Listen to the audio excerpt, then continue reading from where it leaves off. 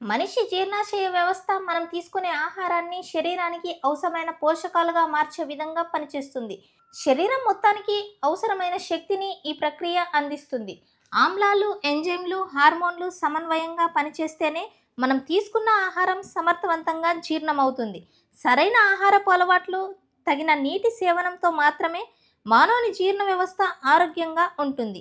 అటువంటి ఆరోగ్యవంతమైన జీర్ణ వ్యవస్థ పనితీరుకు మన శరీరంలోని ఏ ఏ భాగాలు ఏ విధంగా పనిచేస్తాయో ఈ వీడియోలో తెలుసుకుందాం.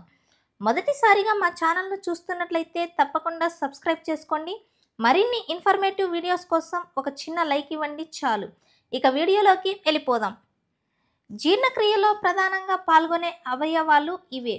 నెంబర్ 1, నోరు. నోరు అనేది జీర్ణక్రియ వ్యవస్థలో మొదటి భాగం. దీనిలో ఆహారం చక్కగా తిన్నగా చేసి రసాయన పరంగా మార్చే ప్రక్రియ మొదలవుతుంది. నోటిలోని భాగాలైన టీత్ ద్వారా ఆహారాన్ని నమలటానికి, చిన్న చిన్న ముక్కలుగా చేయటానికి ఇవి సహాయపడతాయి. ఇక నోటిలోని రెండవ భాగం నాలుక. ఇది ఆహారాన్ని ఎడమ మరియు కుడివైపునకు జరిపి నమలడంలో సహకరిస్తుంది. నాలుకపై రుచిని గుర్తించేందుకు టెస్ట్ బడ్స్ కూడా ఉంటాయి. నెంబర్ 3, లాలాజల గ్రంథులు. ఇందులో పరోటిడ్, సబ్మాండిబ్యులర్ మరియు సబ్లింగ్యువల్ అనే 3 ముఖ్యమైన గ్రంథులు ఉంటాయి. పరోటిడ్ గ్రంథులు నోటికి ఇరువైపులా 2 చెవుల ముందు భాగంలో ఉంటాయి. ఇక మిగిలిన 2 భాగాల్లో సబ్మాండిబులర్ గ్రంథి ఏమో నోటి అడుగు భాగంలోనూ, సబ్లింగ్యువల్ అనే గ్రంథి నాలుక క్రింది భాగంలోనూ ఉండి నోటిలో లాలాజలాన్ని ఉత్పత్తి చేయడానికి దోహదం చేస్తాయి. లాలాజలంలో ఉండే ప్లాయిలిన్ అనే ఎంజైమ్లు మనం తీసుకున్న ఆహారంలోని కార్బోహైడ్రేట్స్ని మాల్టోజ్ అనే చక్కెరగా మారుస్తాయి. Number 4, pallet. ఇది నోటి పై భాగంలో ఉండి మనం తీసుకున్న ఆహారాన్ని మింగటానికి సహకరిస్తుంది. నెంబర్ 5, దిగువ పెదాలు. ఇవి చిన్నవే కావచ్చు, కానీ ఆహారాన్ని తీసుకోవటానికి, నమలటానికి మరియు మాట్లాడటానికి ప్రాథమిక శారీరక ప్రక్రియలో చాలా కీలకంగా పనిచేస్తాయి. తర్వాతిగా గ్రసన నాళం. ఇది నోరు మరియు కడుపుకు మధ్యలో ఉంటుంది.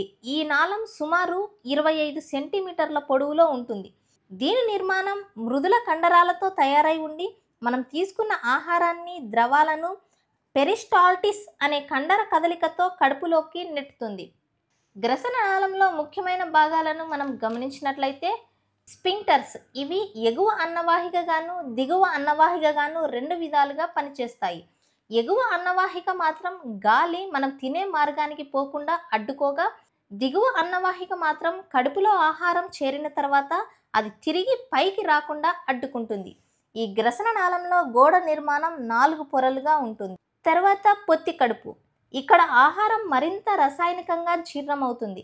హైడ్రోక్లోరిక్ ఆమ్లం మరియు పెప్సిన్ అనే ఎంజైమ్లు ప్రోటీన్లను చెరిగేలా చేస్తాయి. ఆహారం లిక్విడ్గా మారి చైమ్గా మారుతుంది. చిన్న పేగులు. ఇవి డ్యూడెనం, బిజునం, వెలియం అనే 3 భాగాలుగా ఉంటాయి. కాలేయం నుండి వచ్చే పిత్తరసం, కొవ్వులు జీర్ణం చేయడంలో సహాయపడతాయి.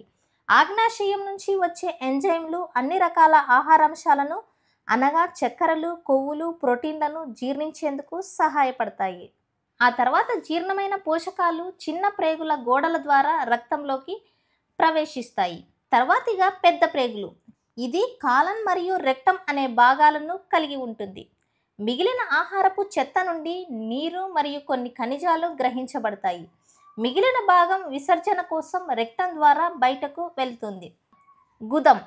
చివరగా జీర్ణించబడని మిగిలిన పదార్థాలను మలంగా రూపాంతరం చెంది బయటకు వెళ్ళిపోతాయి. మొత్తానికి జీర్ణ వ్యవస్థ ఆహారాన్ని, శరీరానికి అవసరమైన శక్తిని, పోషకాలను అందించేలా మార్చి మిగతా భాగాలను తొలగించే విధంగా పనిచేస్తుంది. ఇదేనండి మానవ శరీరంలో జీర్ణ వ్యవస్థ పనితీరు.